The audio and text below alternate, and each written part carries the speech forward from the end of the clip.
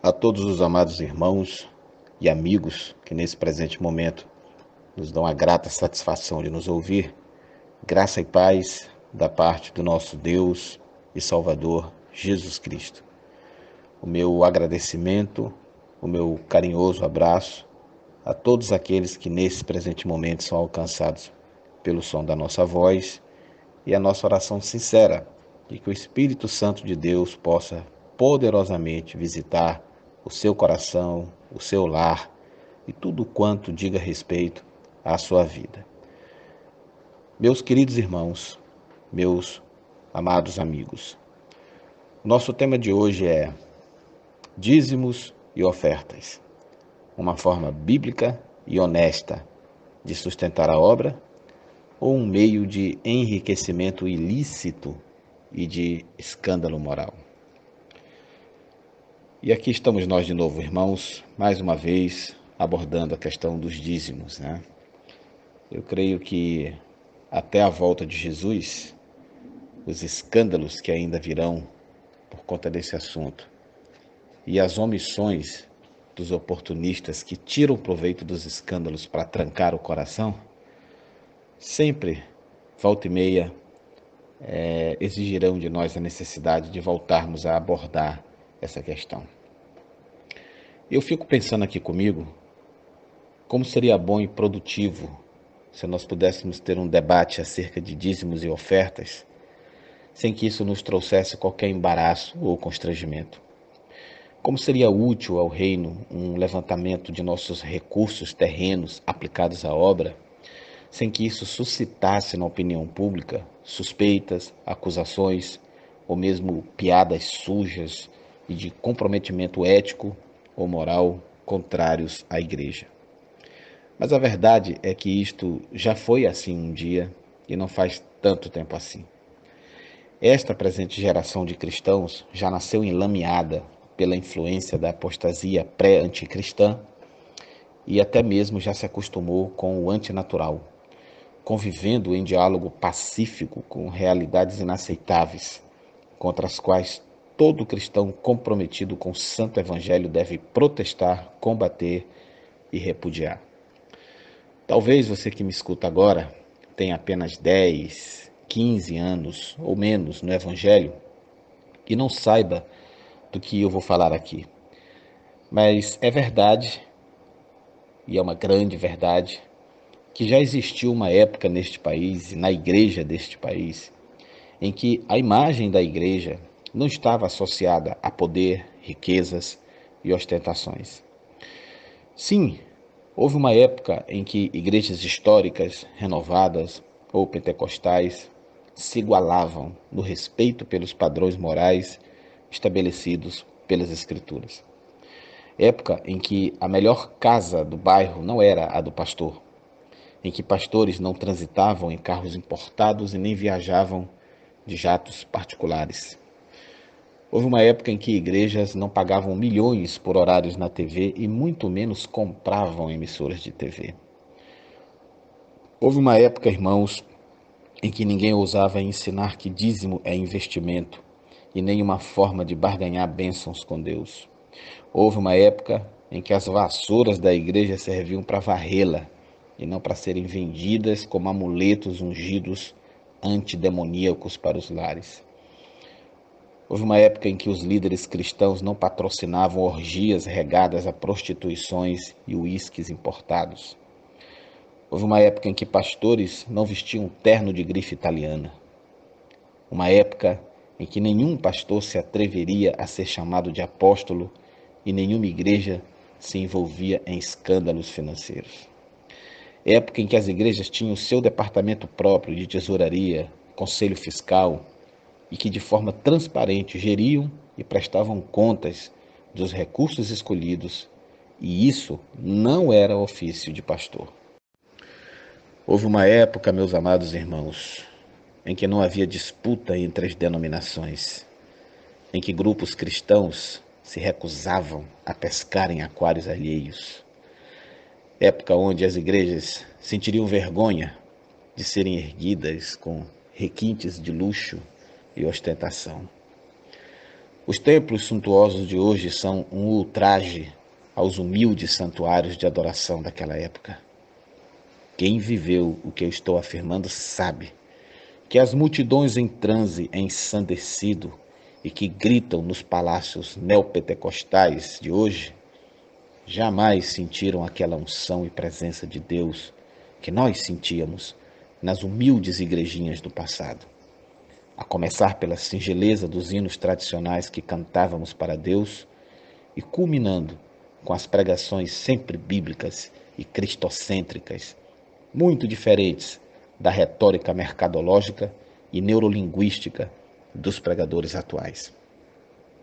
Houve um tempo em que os pregadores do Evangelho gastavam seus recursos e sua saúde física para irem de encontro aos seus ouvintes. Tempo em que você estaria ofendendo um homem de Deus se oferecesse dinheiro e hotel para que ele fosse pregar aí na sua igreja.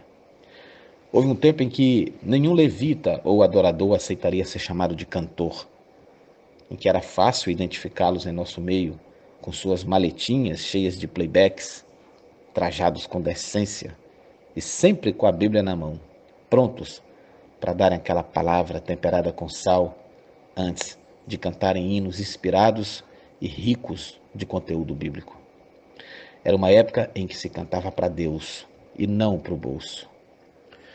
Sim, meus irmãos, houve uma época e não faz tanto tempo assim, há talvez 25, 30 anos, em que as coisas de Deus eram feitas e tratadas com decência.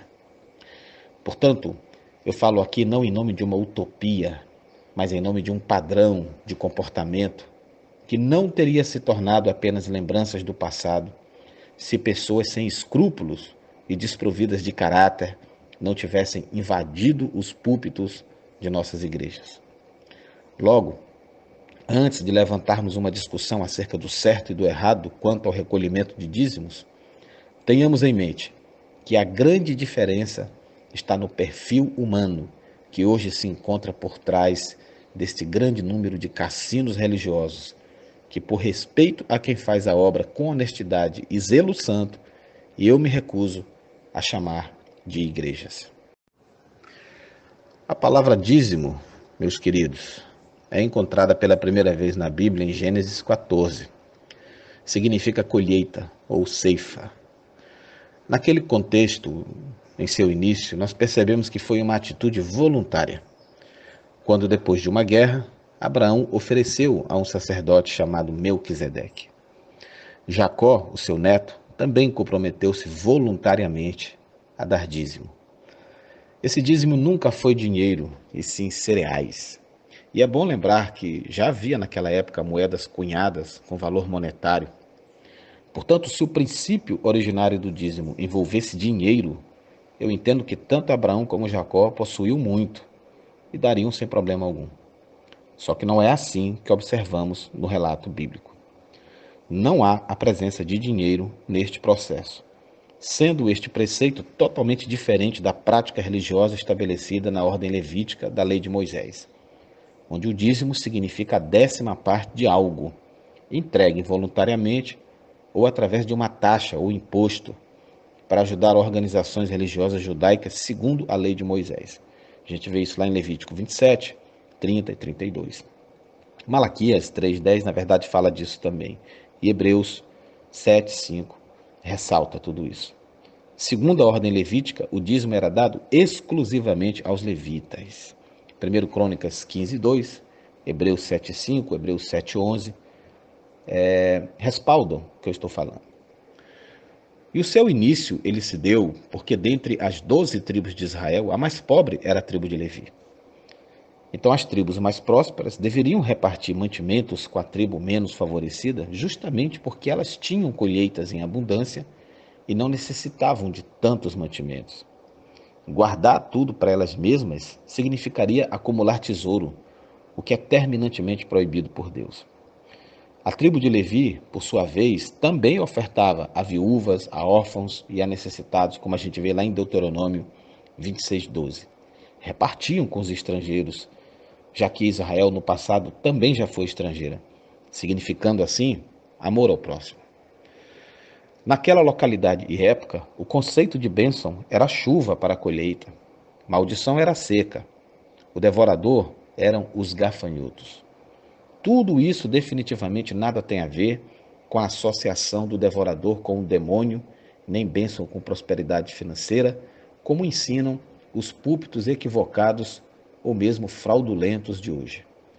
Em toda a Bíblia não existe uma única citação que ampare este tipo de heresia. Segundo a lei de Moisés, apenas os levitas poderiam recolher o dízimo.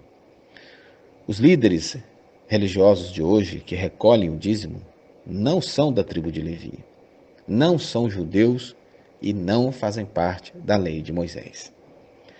Ainda que se fizesse uso do argumento da sustentação do princípio do dízimo, do qual eu sou a favor e vou explicar mais lá adiante, mesmo assim não há justificativa, base bíblica nenhuma para que o líder, o pastor, ele recolha ou administre os bens da igreja.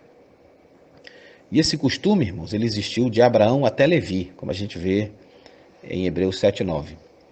Que nessa passagem Paulo explica que o dízimo termina em Levi, e por ser Cristo sacerdote, segundo a ordem de Melquisedeque, este abrogou, ou seja, ele aboliu o sacerdócio levítico com todas as suas leis, com dízimos e costumes, conforme narra Paulo na carta endereçada aos Hebreus. Os irmãos leiam Hebreus 7, versos de 1 até o verso 28, por exemplo. Ali Paulo ele arremata: com efeito, mudado que seja o sacerdócio, é necessário que se mude também a lei. Isso está em Hebreus 7:12. E ainda, o mandamento precedente é, na verdade, abrogado pela sua fraqueza e inutilidade. Hebreus 7:18. Quem entende que o Velho Testamento e seus preceitos foram abolidos por Cristo, segundo o apóstolo Paulo, lá em 2 Coríntios 3:14, mas mesmo assim apoiam o uso do dízimo, citando a passagem do Novo Testamento onde Jesus critica os escribas e fariseus que lembram apenas do dízimo e esqueciam os outros preceitos da lei. Isso está lá em Mateus 23:23, foi muito citado no grupo, equivocadamente.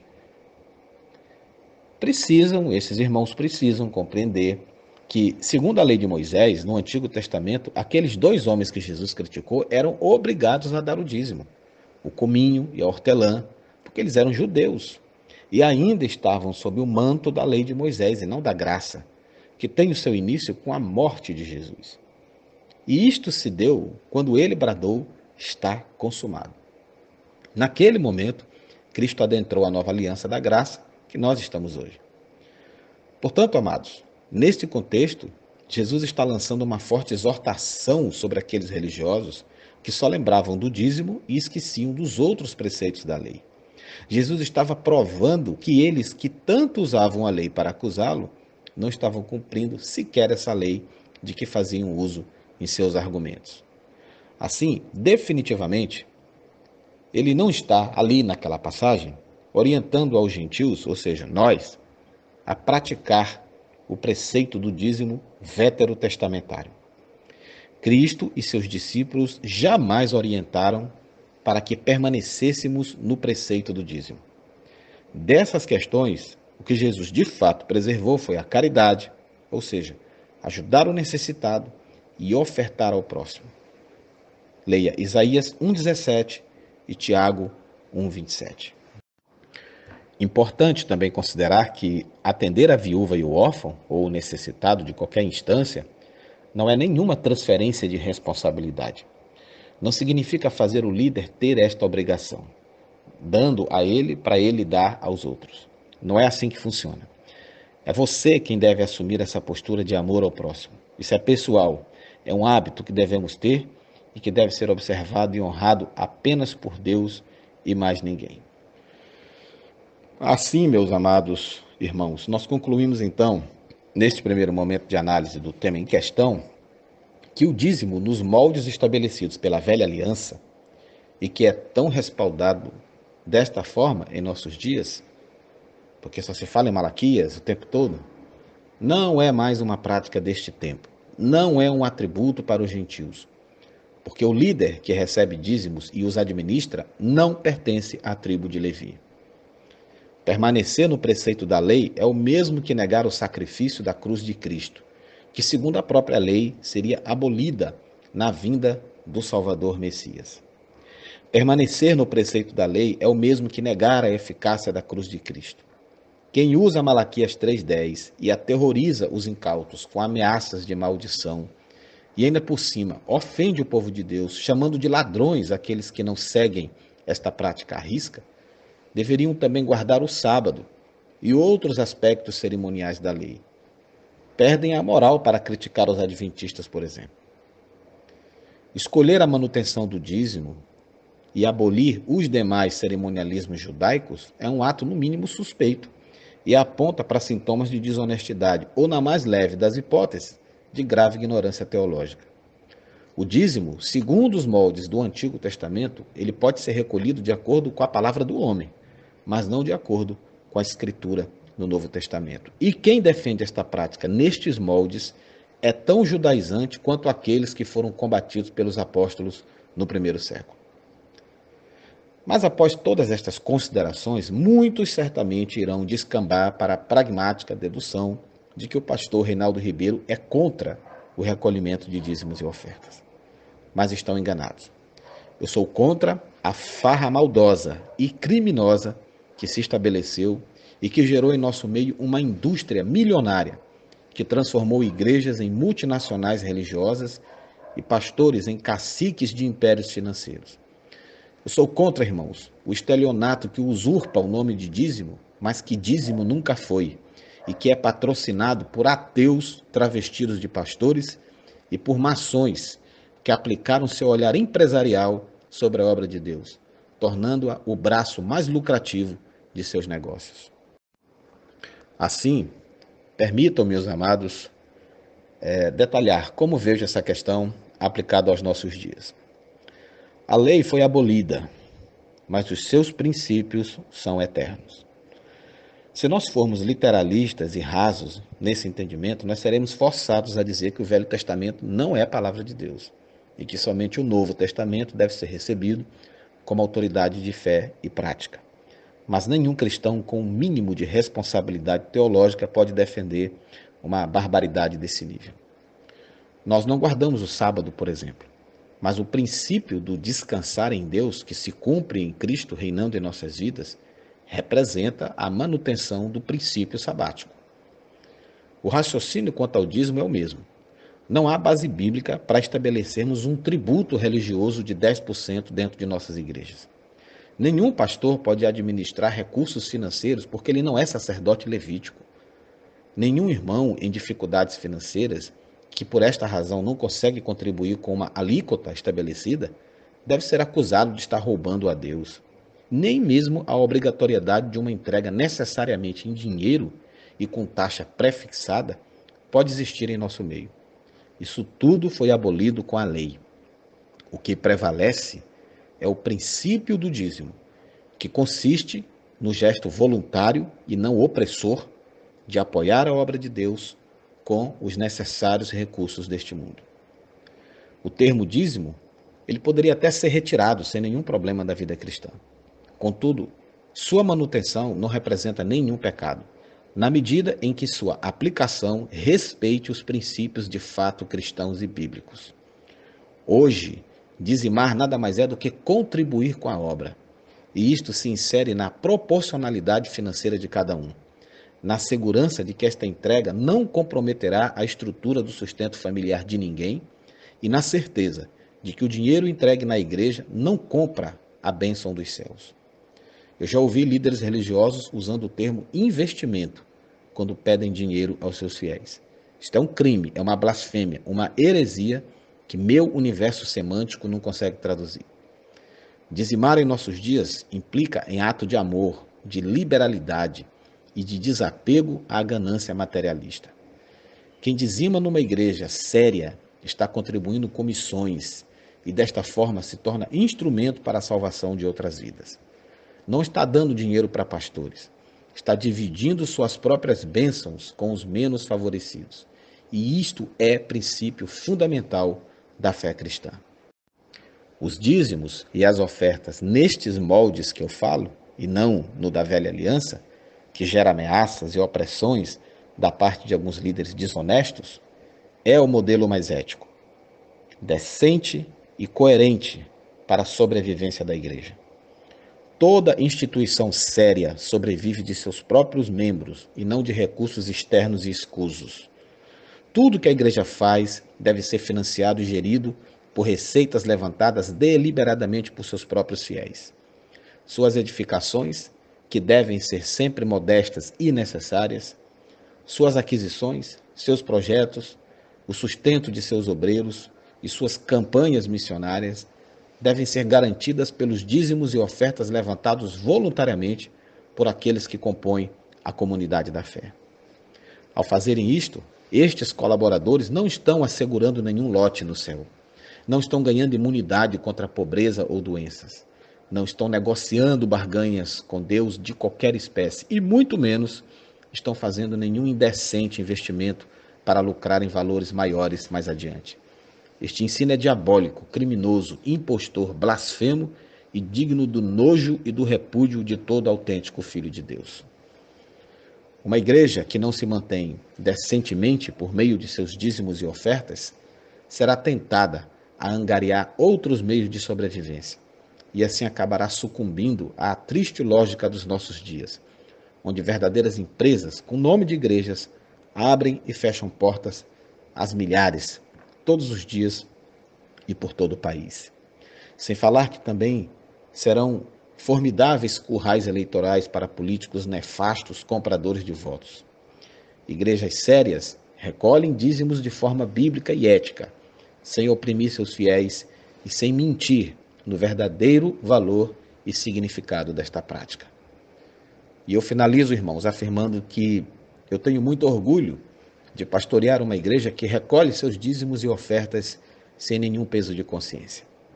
Há 30 anos, quando aceitei a Jesus, não havia nenhuma polêmica em torno deste assunto, porque predominava o compromisso com Deus e com a moralidade bíblica. Hoje, nós temos empresários comandando igrejas, e por isso, o dízimo se tornou uma pauta maldita para muitos. Voltemos à simplicidade do Evangelho. Sejamos honestos e decentes. E todo o dinheiro que circular em nossas igrejas seja objeto de bênção e não argumento de escândalo.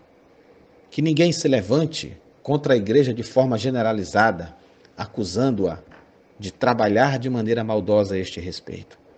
Há muitos arraiais cristãos sérios ainda, onde o dízimo e a oferta são recolhidos de maneira decente, ética, moral, cristã e bíblica. A esses fica aqui o meu louvor e o meu aplauso.